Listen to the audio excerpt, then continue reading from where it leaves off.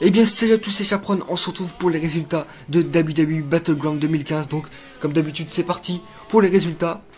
On commence avec le kick-off, donc malheureusement je n'ai pas eu de photo, il y a eu un petit bug sur le site de la WWE.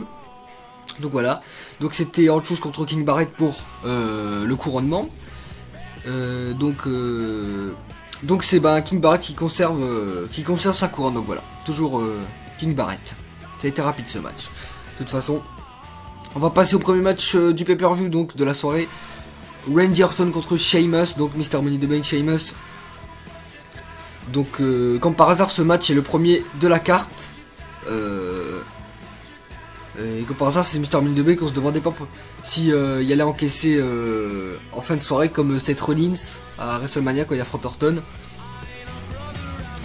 Donc voilà, c'était un magnifique match, il y a eu des prises, il y a eu des magnifiques prises.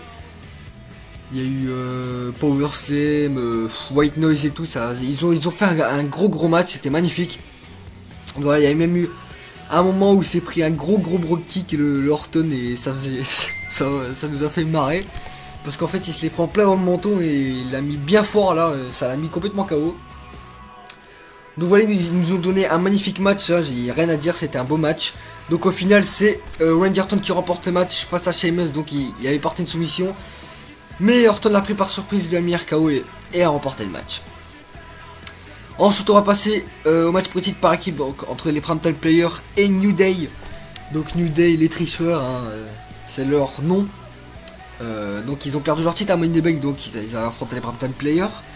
Donc les Primetime Players ont battu New Day à Money in the Bank, là c'est leur revanche, ils veulent reprendre leur revanche là. Donc le match a commencé avec Titus O'Neil qui a détruit Kofi Kingston, c'était un massacre. Voilà, Primetime Players qui se débrouillent merveilleusement bien. Ils ont fait un massacre avec New Day. Donc voilà,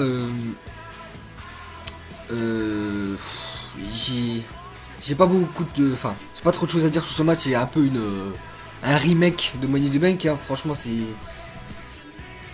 on voyait comment ils se battaient, mais au final on se disait, vers la fin du match on se disait pas si c'est New Day qui allait remporter le match, parce que Xavier Woods avait encore triché, mais au final Xavier Woods s'est fait calmer par Darren Young et tout, et on en profitait pour remporter le match et conserver leur titre. Donc voilà, les Primetime Players toujours champions par équipe. On va passer au match suivant, Roman Reigns contre Bray Wyatt. Donc cette rivalité, comme j'avais dit, a commencé Money in the Bank, donc depuis que Bray Wyatt a coûté la mallette à Roman Reigns, donc ça a démarré. Donc elle a commencé à s'en prendre à sa fille et tout ça, à lui dire que il y a même un moment où il a fait croire qu'il avait kidnappé tout ça, il était avec elle on va dire dans sa cave, hein, parce que c'est un peu bizarre où il est. Donc le match a commencé avec Roman Reigns bien sûr qui a détruit Bray Wyatt. Donc juste après, il y a un long moment il l'a pris par soumission et tout ça. Donc voilà, mais il est vite revenu. Et il y a un moment, il a essayé de faire son OMG. Son OMG et Bray Wyatt l'a chopé en spear et ça l'a détruit. Et voilà, sur ce match, franchement c'était plus une vengeance. Mais Bray Wyatt c'est bien défendu. Face à Roman Reigns, ils ont donné un match quand même. Ce match était bien quand même.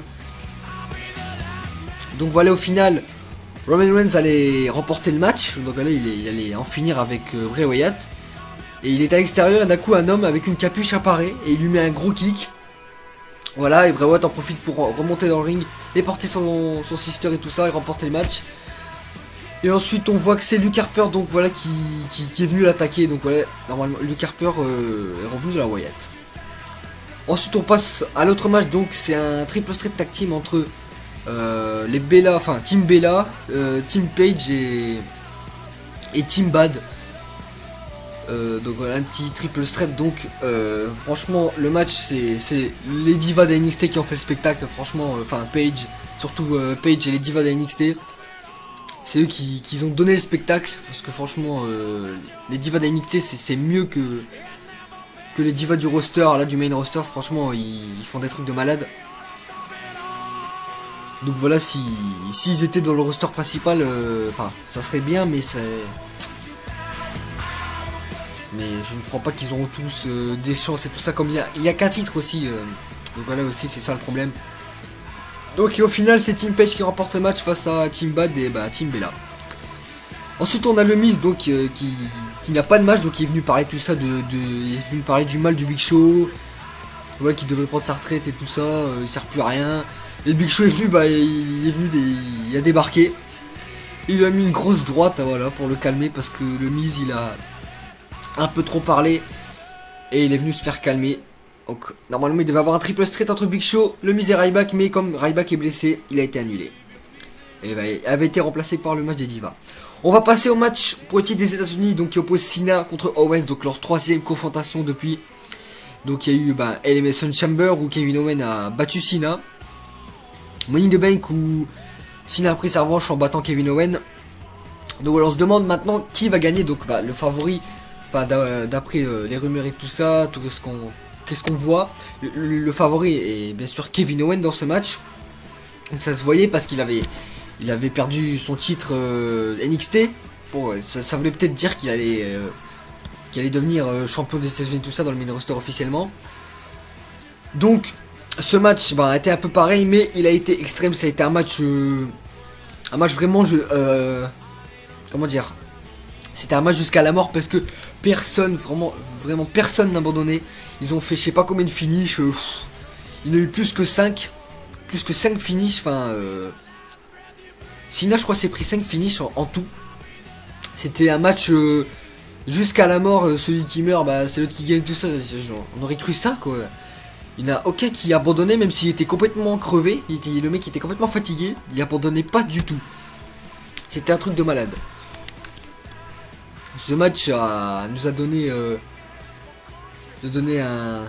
Comment dire, du divertissement, on va dire. Mais c'est surtout Kevin Owens qui fait les prises de Mad et tout ça. Parce que Cena c'est toujours comme d'hab. Cena il fait toujours ses prises, les prises qu'il prend maintenant. Mais Kevin Owens c'est un architecte, quoi. Pourtant il est pas, comment dire, il est pas léger quand même lui. Mais il fait des trucs de malade, quoi. C'est un acrobate et tout, c'est énorme. Au final, il y a eu des FU, des powerbombs et tout ça. Mais au final ça s'est fini sur un STF. Et malheureusement Kevin Owens a dû taper. Et voilà, John Cena conserve son titre face à Kevin Owens. Qui l'aurait cru quand même, qui l'aurait cru. Moi j'étais à fond sur que Kevin Owens remporterait le match. Donc Cena conserve. On va en parler plus tard. On va passer au main event, donc Brock Lesnar contre Seth Rollins, le match que tout le monde attend de Battleground. Donc le match a commencé avec Seth Rollins qui s'est fait enfoncer dans le coin et tout ça avec des petits spires. Seth Rollins s'est bien débrouillé, pour attaquer Lesnar, donc il a essayé de le blesser à la jambe et tout ça. Mais il s'est pris des suplex titi, des suplex titi parce que il y en a eu quand même, il a pas battu son record contre Cena, mais il y en a eu beaucoup. Il y en a eu en tout, je crois qu'il y en a eu 13 ou 12. Ouais, il y a eu des failles, des suplex city, il s'en est pris tellement qu'il était complètement KO. Donc il y a un moment, il a essayé de se sauver. Donc voilà, il a essayé de se sauver son titre, mais Brock Lesnar lui a couru après, l'a attrapé et il l'a jeté comme ça, comme un sac poubelle en fait. Il l'a pris, il l'a jeté, il s'est envolé tout seul. C'était un truc de malade, j'ai rigolé. Le mec c'était un sac poubelle, il s'est envolé comme ça. Donc mais voilà, à un moment Lesnar il rigolait. Donc voilà, le cauchemar reprend, donc il recommence avec ses suplexity et tout ça. Le truc c'est que le gars entre Lesnar et Rollins c'est pas le même gabarit. Cette Rollins c'est plus léger, et vraiment léger, c'est un truc de malade comment il s'envole. Mais ça va, cette Rollins c'est bien débrouillé. Il a quand même fait des prises, hein. C'est pas comme s'il a rien fait face à Lesnar. Donc voilà. Il allait en finir, Lesnar avait pris le dessus, il avait porté son F5 pour en finir le match. Et quand tout à coup...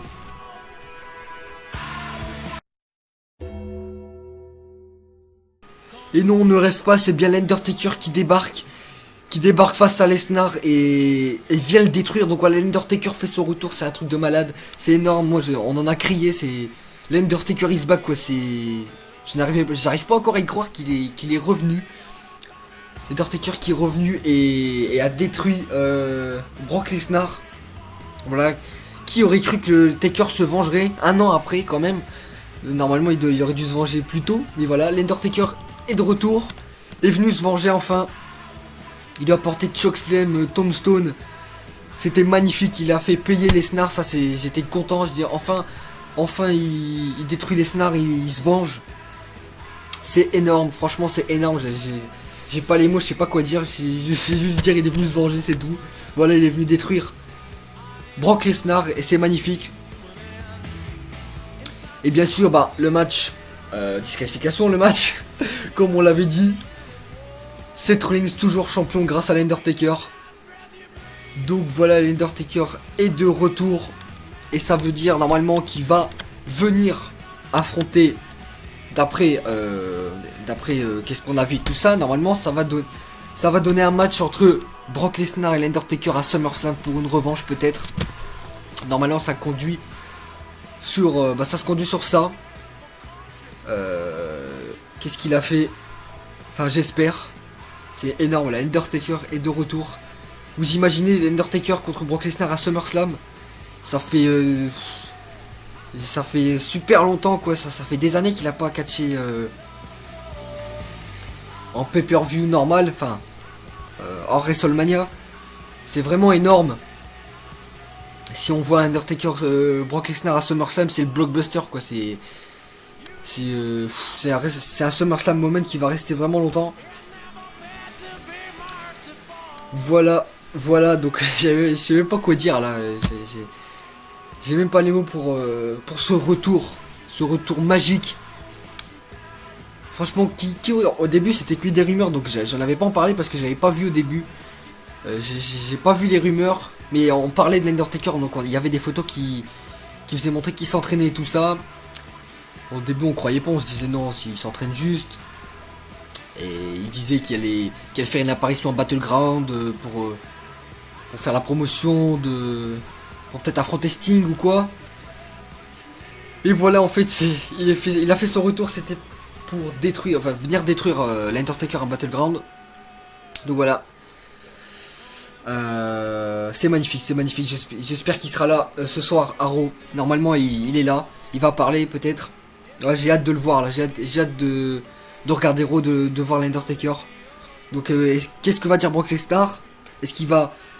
c'est sûr que normalement Paul Heyman va péter un peu tout ça, va peut-être défier Taker, une revanche ou quelque chose. Et qu'est-ce qui va se passer pour le reste quoi? Est-ce que Seth Rollins il va affronter qui maintenant puisqu'il est toujours champion? Est-ce que la rivalité avec Triple H